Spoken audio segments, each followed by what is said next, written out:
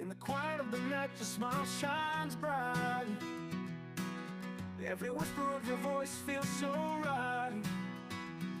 We dance under the stars, hearts in sync. In this world of chaos, you're my missing link. With every touch, I feel the rush.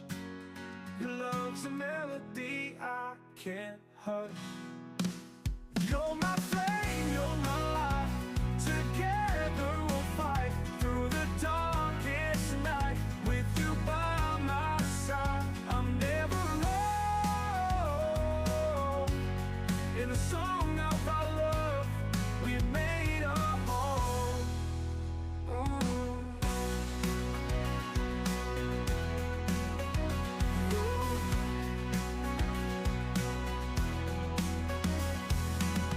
Through the storms and the breaking tides, you're my anchor, my love where hope abides. A promise made forever will stand. In this wild ride of life, just take my hand. Together we soar, no limits in sight. Your heart's my home, it feels so right. You're my flame, you're my light.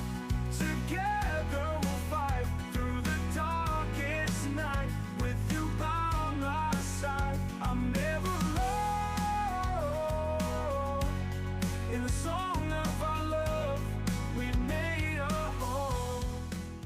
Yo guys, welcome back. Today we have a Descendant I never thought I would play, Lepic. Twitch chat put me up to this, and here we are. For the most part, this build was done live on Twitch, like most of my builds will be going forward, so be sure to head to the description and check out the stream when I'm live. As far as Lepic, I feel he is an acquired taste, very good at one thing and basically nothing else. These builds will excel against most Colossus, but I do not suggest this for Molten Fortress, Deathstalker, or Infernal Walker. I'm going to cover two bossing builds, one crit, the other non-crit, and I will show the mobbing build I put together for those that want a better time leveling him. Anyway, let's get into it. Before going over the builds, I would like to add that I suggest the crit build for basically all Colossus, but when it comes to Gluttony, you will find more consistency with the non-crit build, but the crit build is going to have a higher ceiling for getting a time like 11 to 10 seconds. So first, we are going to go over the crit build. Going into our modules, we are using Firearm Master. We are using 4 crit mods for crit hit rate, crit hit damage, Fire Specialist, and Maximize Power for skill power, Spear and Shield, Dangerous Ambush for more skill power and skill extension and maximize duration. Moving into our reactor, I have a fire tech with a hand cannon mounting, skill critical hit damage, and additional skill attack when attacking Colossus, and we are using the Slayer set. For your auxiliary power, you want max HP, MP recovery out of combat. For the sensor, max MP, MP recovery in combat. For the memory, MP recovery modifier and defense. And for your processor, it doesn't really matter, but I have max shield and toxin resist. And for our hand cannon, I am using perforator, and we are using sharp precision shot and fire rate up. And as far as our inversion reinforcement, I have on selective nerve stimulation and void resistance. These aren't going to make too much of a difference. The only one in here that is going to make a difference is this, because you can get off about 3 to 4 skills before the fight starts, and then of course 2 more when the fight starts to give you a little more skill power.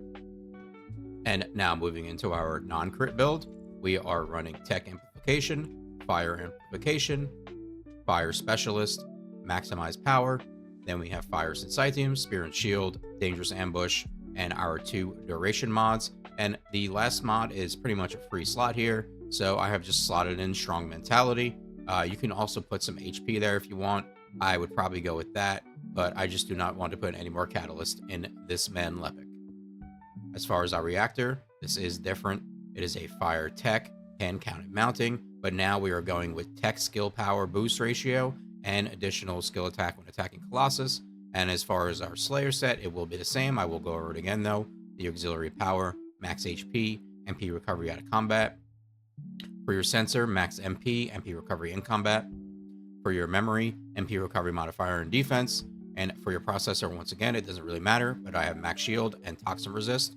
Once again, I've gone with the perforator because we are using a hand cannon mounting, and we have sharp precision shot and fire rate up. And for our Inversion Reinforcement, it will be the same: selective neurostimulation, void resistance, and quantum domain is what we're making the most use of here. Spam 3 to 4 skills before the fight starts. You will get 2 more when the fight starts, and that will give you a little skill power boost. And as far as mobbing, basically just to level up, other than that, Lepic is not much of a mobber. He's a good support mobber, as he pulls in the enemies with his 3 ability, which is very useful, and you can have a ton of range on that. But this is basically, I went with a lot of cooldown, as much range as I can put, MP collector, anti-freeze solution, and 1 HP mod. For a reactor, I just have a submachine gun mounting, fire tech, skill cooldown, skill cost. If you can get skill range, that's great. If not, it's all good. And I just went with a 2-piece annihilation for the duration and a 2-piece cooldown for the cooldown. And for our Inversion Reinforcement, arcade boost, heightened sensory cells, and biodensity augmentation. And for those curious of what you're really trying to do on Lepic when you're mobbing, you just pull your 3 out. It'll suck everything in. Your teammates will probably kill it all. You can throw a couple grenades, and you do it again. And that covers everything for Lepic. Any questions or suggestions about the build, please let me know in the comments. Shout out to Twitch chat. We actually had a fun time with this clown of a Descendant. Link to the stream and Discord is in the description. Like and subscribe is always appreciated. Thanks, guys. Peace.